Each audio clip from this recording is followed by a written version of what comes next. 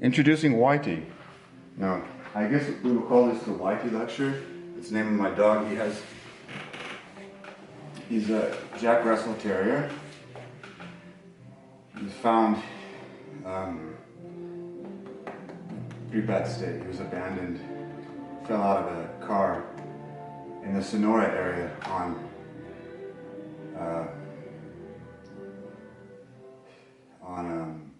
Labor Day weekend. A lot of people go up to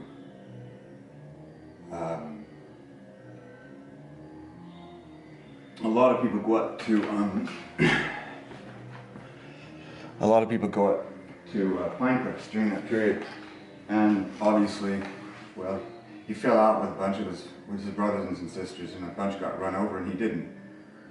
So I got him, and it's mine. They're very smart dogs. Some of the smartest. Look them up if you have time. Okay, so today we're going to look at the following. We're going to look at what we set up as peripheralities. Now, let's forget all about the duck rabbit. Let's pretend for just a moment. Let's pretend for a long time, because we will later be able to extrapolate and extend where you won't have to pretend.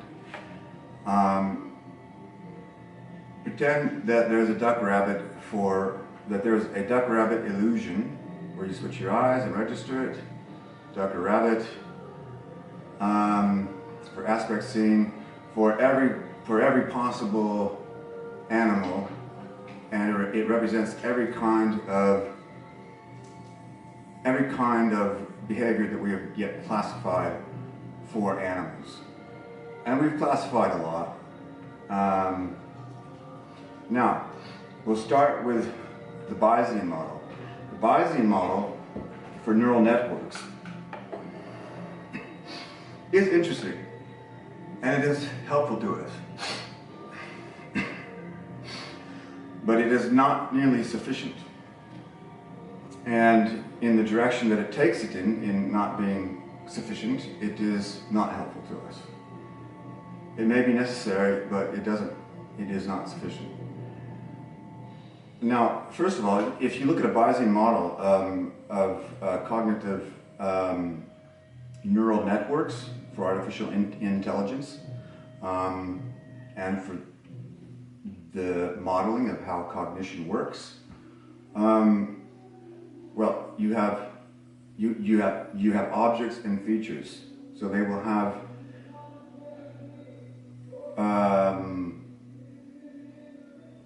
for example, they will have a certain kind of rock, yeah, and then and that's the object, and then in this matrix, so this object, you have an object here, rock, and then you have a characteristic up here, and it says lead.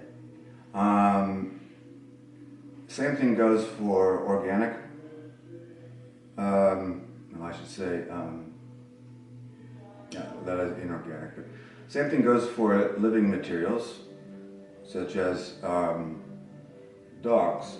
But then they go all the way, from color to this to that, but then they go down to the cellular level of phylogeny and stuff like that. It has never been my thing, so I don't know a lot about that. But you're going down to nutrient levels, all of these levels to identify the particular, to designate this particular object. It's sort of a tautology, because all you're doing, you have an object, and then you're sort of, the problem with Bayesian models is that, one of the problems is that you're already working on a confirmation bias. Because you have the object here, and you're figuring, I can establish all of the characteristics for it. Well, sure you can, but Wittgenstein said that in the Tractatus. For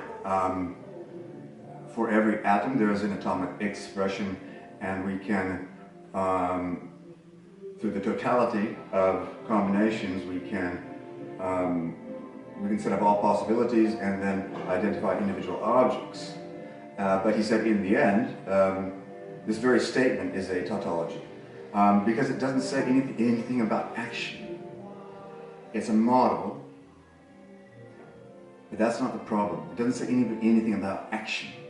And that's what he complained about later. And he said he thought that he had solved all philosophy by saying that all philosophical statements are tautologies. Okay? He saw true functional logic in the Tractatus as simply a method of verifying scientific statements, and thus came positivism, Reichenbach, and so on. Now, of course, he saw later the problem with that.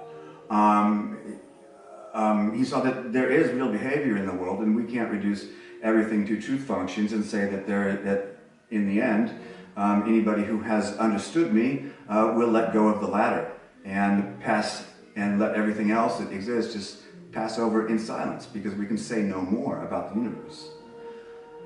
And then he changed his mind. Sort of like Brian Wilson did. This is one of his masterpieces. Gershwin's successor. So he put out philosophy for a long time. He just went away, yeah. And he came back, and because he had been keeping notes on little cards that he would keep in a box while he was designing beautiful architecture for his sister. His name is Whitey, not for any racist reasons, simply because of the whiteness here. Good boy.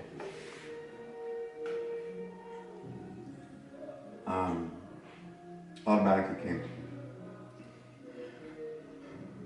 So he came back and he looked at language games and human behavior and communal behavior with respect to what he was doing in the past. So what do we want to get at? Let's just get right at it. Okay? So he was later doing by Bayesian models, in the same way that the people who are doing neural networks are doing it today. You know, you have an object and you designate all its features, all possibilities, but it's a self-confirming exercise because you know that you can theoretically find all of them. But this is a problem that Turing had. You can't stack forever, you know. You can never find all of the characteristics. So you end up in recursion, and that's where these people will end up. You have to recursive down to the next stack. So you have an index that relates for the other one to go up, but like an irrational number, that becomes transfinite.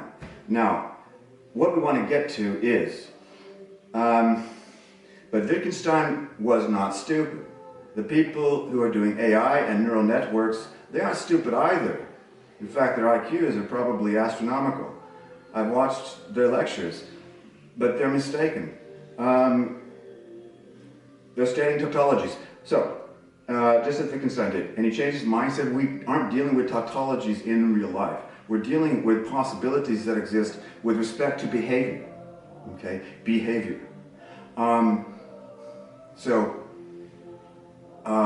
Actions, acts. So, and he connected the duck rabbit to language and to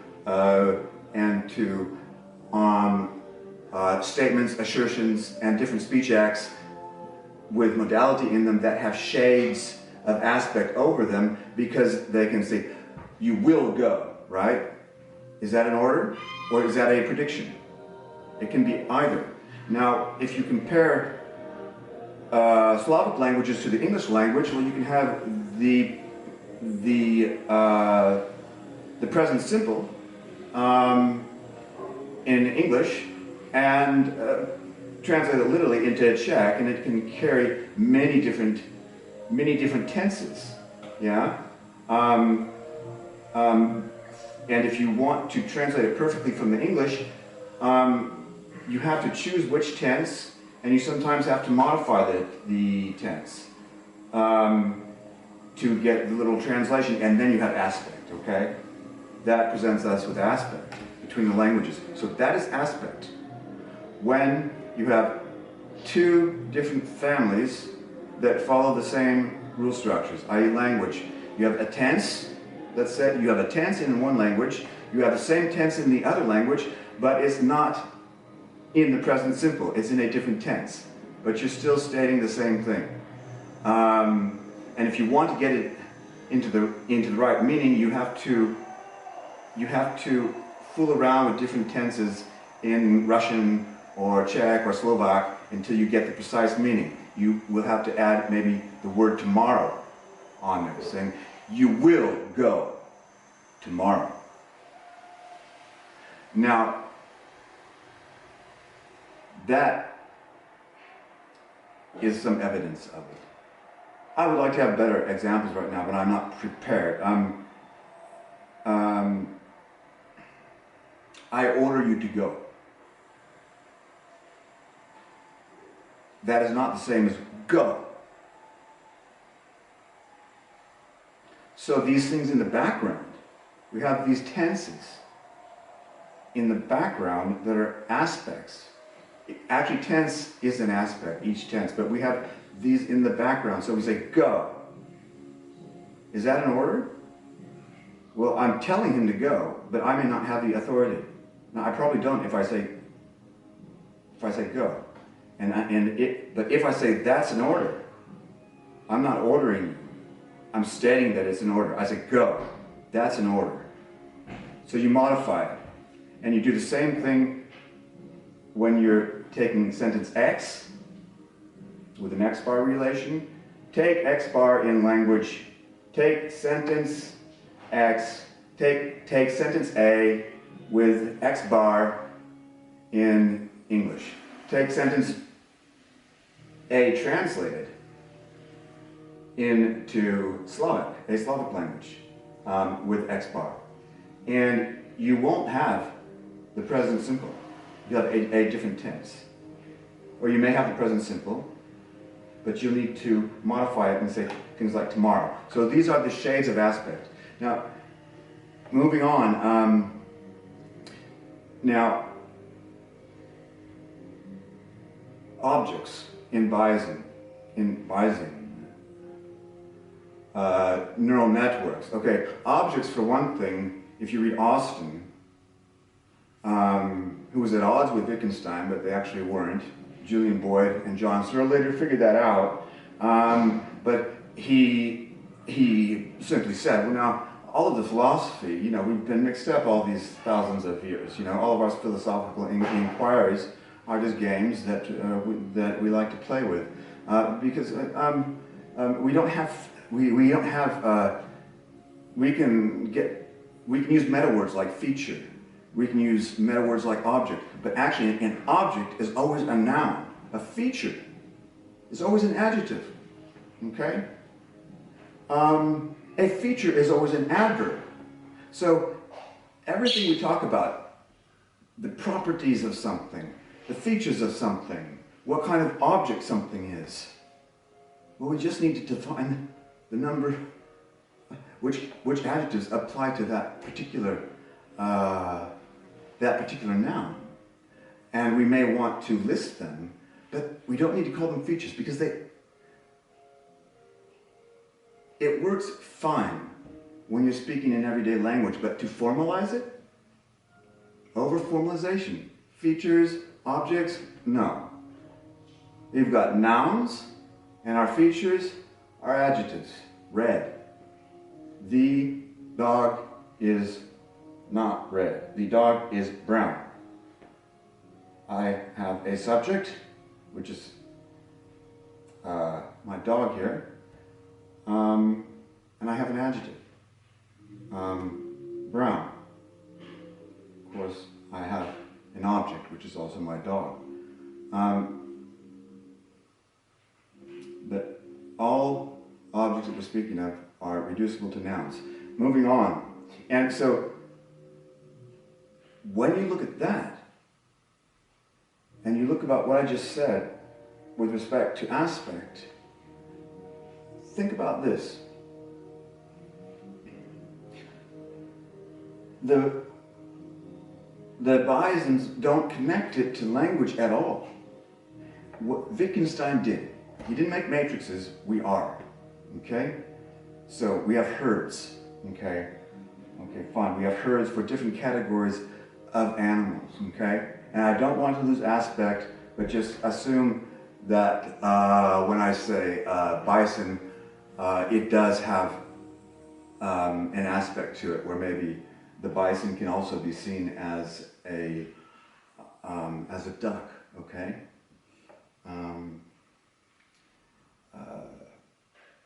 Let's take a non-herdish behavior. Let's say that a rodent, maybe they're diggers or something, I don't know, there's certainly a name for them. Or let's take scavengers or whatever, yeah? And still say that you can see it also as a duck, okay? See what I'm saying? So just assume that there's an aspect for every animal that exhibits behavior. And that there's aspect for it, and that we have a peripheral, like herd, or it's an animal that goes in troops, or that flies in flocks, yeah, okay? And you have the peripheral for one part of that, and you have the peripheral for the other part. Now the thing is, let's look at it this way. When you have herds, so duck, rabbit, herd, or if I can do it, bison, rabbit, if I could have such a picture, okay? Bison, I switch to bison from duck, and I see herd. Well, now herds are interesting, okay? Herd mentality is interesting because this hits not just to the word herdish, but it hits to the actual look and patterns of the behavior itself. And we're going to see something here. So, what happens in a herd? It's in economic theory, it's in all kinds of theory, game theory, and so on. But we've never touched it like this before because we're touching aspect and language and herd and counterfactuals where they're intimately related and so on. So a herd generally, you get the herd mentality when a bunch of bison are being attacked, right? And it sort of looks like it's a non-angular polygon, 4 sides. Not orthogonal here, but it has 4 sides like this. But there's always a weak point. There always has to be a weak point, otherwise they wouldn't be coming into this particular herd mentality. I mean when they really exhibit herd mentality, not when they're going in a herd without threat. But when there's a threat, they go into herd mentality. And somewhere, usually down on the bottom someplace, okay, there's an area where the attack comes. So you have I'll put a link to this because it's shown. I'll put a directional link to this which shows a moving JPEG or whatever. So the attack, so you have this thing here, okay, this herd, and you've got this little area here, yeah? It's open, it's vulnerable. So that's where the attacker always goes to, the line. He goes here, boom. What happens to the herd? It goes, There's a big wave. It comes, and the gap gets a little more shut. So it's less vulnerable. It goes, but the line still comes. It goes, boom, and then the wave is there, but it's less of a wave. It's getting straighter. Okay, does it again, and you're almost straight, but you're never straight. And what's that called? That's called asymptotic. There's a limit. Okay, you have this when it hits, draw a line. This, when it hits, draw a line. It's like that. Okay, hits again, draw a line. Okay, lesser line, because you can see them moving at different stages of the hit. And the last one, just draw a straight, don't draw a straight line, just do it, I've done it on my computer with some pictures and stuff. But I don't like showing these pictures. I expect you can imagine them. So what happens when you get this this thing, but it's just like that. For one thing, it's asymptotic, meaning there is a limit to which you can go, okay? But you can never get to a straight line. There will always be this vulnerability until that jerk of a lion,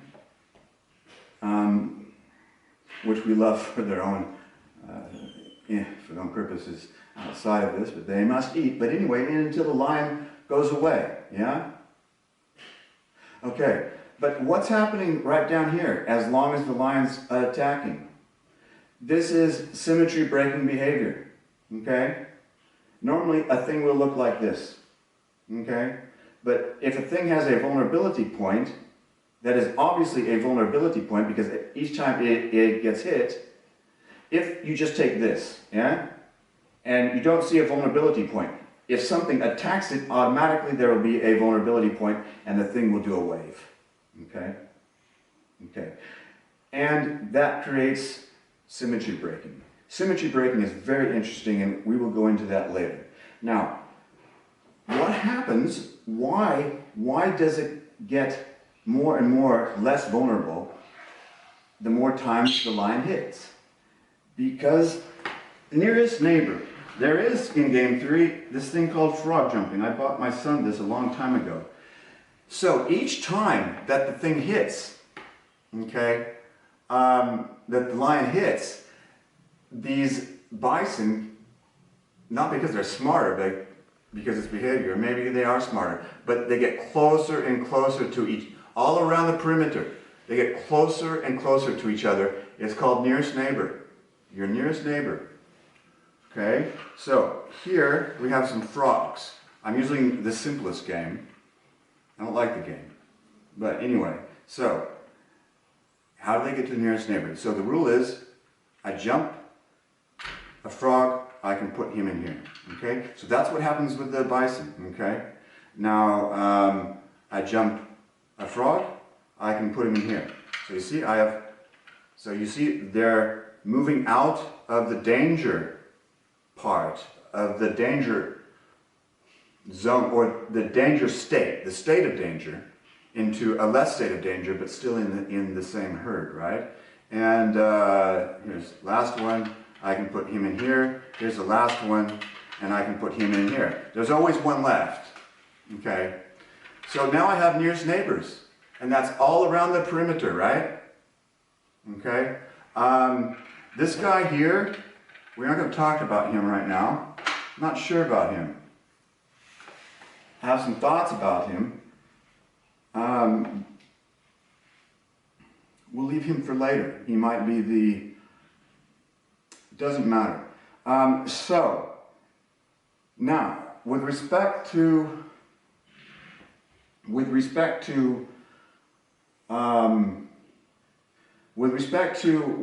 even what the people who propose neural networks with these Bayesian models,